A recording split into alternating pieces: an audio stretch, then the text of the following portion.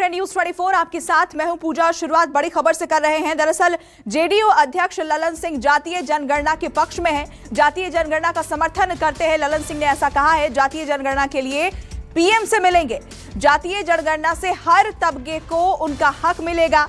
News 24 से बात करते हुए उन्होंने कहा कि नीतीश कुमार ने बिहार में आधी आबादी को सशक्त करने का काम किया है। हमारे साथ जेडीयू के नए राष्ट्रीय अध्यक्ष ललन सिंह हैं, जो पार्टी के संसदीय दल के नेता भी हैं लोकसभा में। सर, नई पारी, नई उम्मीद है, राजनीति भी नया चैलेंजिंग है आपके लिए बिहार के जेडीयू को? कोई चैलेंजिंग नहीं है, बिहार जेडीयू में कोई चैलेंजिंग नहीं है। और जहाँ तक संगठन का काम है, पहले भी हम 5 साल वहाँ प्रदेश के अध्यक्ष रहे और उस समय चुनौतीपूर्ण था जब बिहार में अराजक स्थिति के बाद मुख्यमंत्री नीतीश कुमार जी ने सत्ता संभाली थी। उस समय चुनौती था, आज कोई चुनौती नहीं है।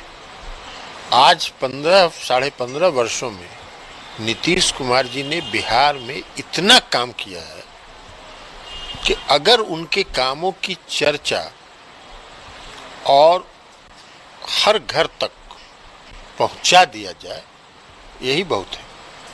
तो इसलिए आज कोई चुनौती नहीं है। चुनौती 2005 में था जब हम प्रदेश के अध्यक्ष बने। सर, एक सवाल था कि न्याय के साथ सामाजिक विकास जो मूल मंत्र है जेडीयू का, उसको कैसे आगे ले जाएं? क्योंकि अब लोकसभा विधानसभा तो हो गया है, लेकिन पार्टी आने वाले वक्त में खड़ा है। जेडीयू जैसा कहा जाता है जेडीयू को कि उतना संगठन मजबूत नहीं है, पूरे जिले में कार्यालय तक, इस तरीके की चुनौतियों की मैं बात। आपको गलत सूचना है।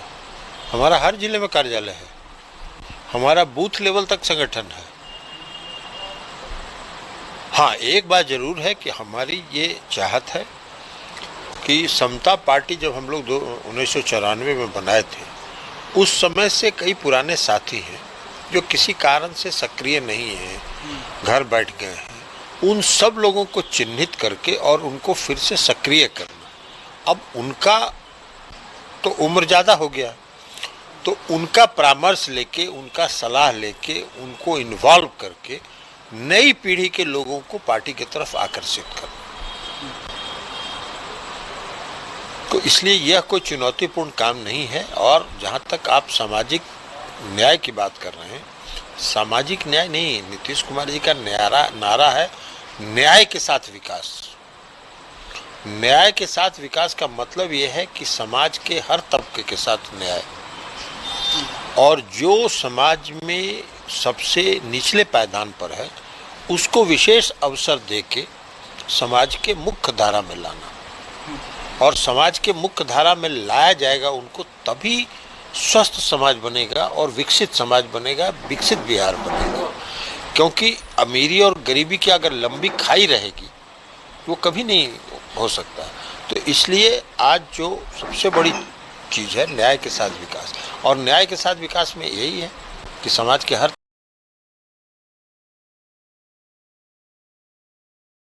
तबके को जोड़ना, हर तबके के साथ के लिए काम किया है नीतीश कुमार जी ने। अब महिलाओं को लीजिए, आधी आबादी महिलाओं को है कि है। महिलाएं कहाँ थी बिहार में? नीतीश कुमार जी देश के पहले मुख्यमंत्री, पहला राज्य था बिहार जब 2006 में मुख्यमंत्री जी ने 50% पंचायती राज व्यवस्था में और नगर निकाय में महिलाओं को आरक्षण दिया। आज लाखों की संख्या में महिलाएं सशक्त हुई हैं उसके माध्यम से। 35% महिलाओं को सरकारी नौकरी में आरक्षण देना, यह भी इस देश का पहला राज्य बिहार था। मेडिकल और इंजीनियरिंग कॉलेज में महिलाओं को आरक्षण देना, यह भी बिहार का, देश का पहला राज्य बिहार है। तो महिलाओं को सशक्त किया उन्होंने, 50% आबादी को। आज आप बिहार में किसी इलाके में चले जाइए तो आप देखिएगा कि सैकड़ों की संख्या में महिलाएं पुलिस के रूप में खड़ी है। ये किसका देन है? तो 50% जो आबादी है उसको सशक्त किया उन्होंने। जो अति पिछड़े वर्ग के लोग हैं उनको पहले अलग अलग जात में बांट के उनका वोट लिया जाता था। नीतीश कुमार जी ने उस अलग अलग जात को समाप्त करके उस पूरे समाज को अति पिछड़ा समाज के रूप में एकजुट किया और एकजुट करके आज अति पिछड़े वर्ग के समाज के लिए कई योजनाएं चल रही हैं। तो न्याय के साथ विकास यही है। और विकास के मामले में जहाँ तक सवाल है, क्या था बिहार में? आधारभूत संरचना, न सड़क थी, न बिजली थी, न कानून व्यवस्था था। आज नीतीश कुमार ने सब कुछ काम किया हुआ। तो इसलिए न्याय के साथ विकास का जो है वो तो है ही, उसकी चर्चा तो होती ही है, हर जगह चर्चा होती है। एक आखिरी राजनीतिक सवाल है सर, जब आपके अध्यक्ष को लेकर के प्रस्ताव पारित हुआ तो आप ही के कार्यकर्ता पूछ रहे थे कि बीजेपी और जेडीयू के बीच में जो सहमत का जो राजनीतिक मुद्दों के आधार पर, मसलन जातीय जनगणना को लेकर आपकी पार्टी पक्ष में है, बीजेपी खिलाफ में है, और भी ऐसे किसानों के मसले पर आप लोग साथ में, ओम प्रकाश चौटाला जी के साथ मुख्यमंत्री डिनर कर रहे हैं, तो इस तरीके के सवाल को लेकर के जब सहयोग से चला रहे हैं तो उसको सामंजस्य बिठाना, कोऑर्डिनेशन बिठाना भी ये चुनौती। इसमें कोई सामंजस्य की कमी का बात ही नहीं है। हम गठबंधन में हैं, हम राष्ट्रीय जनतांत्रिक गठबंधन में अगर हैं तो हम ये थोड़े है कि हम अपनी बात को समाप्त कर दिए हैं।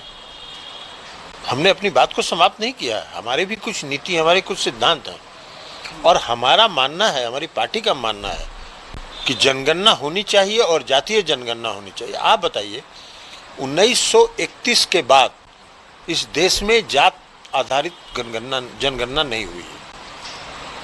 तो एक बार कम से कम जात के आधार पर जनगणना हो जाएगी तो हर जात के लोग कौन कितनी संख्या में हैं ये पता चलेगा ना। और ये पता चलेगा तो राज्य सरकार हो या केंद्र सरकार हो, वह जब नीति बनाएगी तो उसको ध्यान में रख के बनाएगी।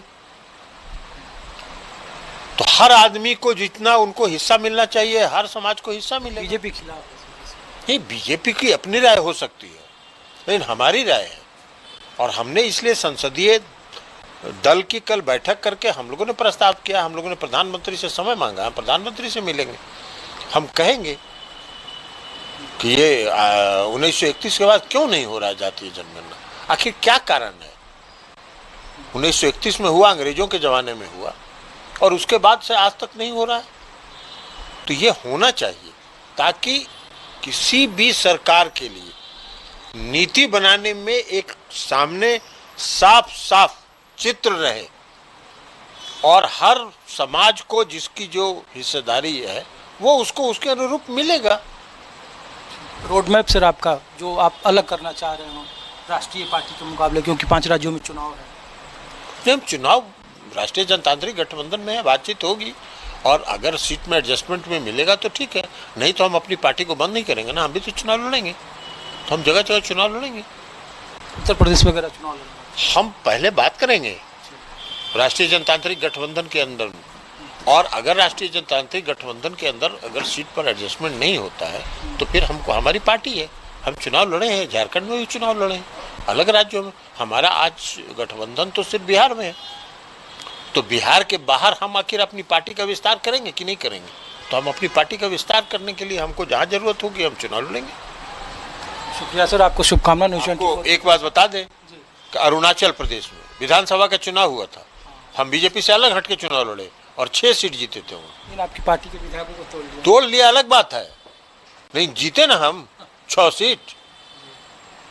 तोड़ लेना तो अलग बात है, तोड़ किसी को कोई तोड़े लेता है, जब तक मन नहीं हो तब तक कोई कहाँ जाता है, मन होगा तभी ना जाता है।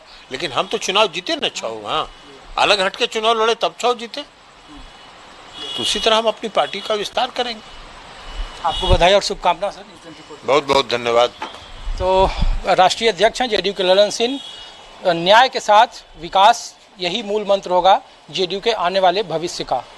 कैमरामैन पिंटू सिंह के साथ ऋषिकेश कुमार, न्यूज़ 24 दिल्ली। नमस्कार, मैं हूं मानक गुप्ता।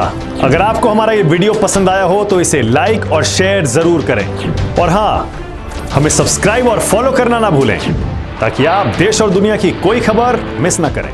तो जुड़े रहिए हमारे साथ और देखते रहिए न्यूज़ 24।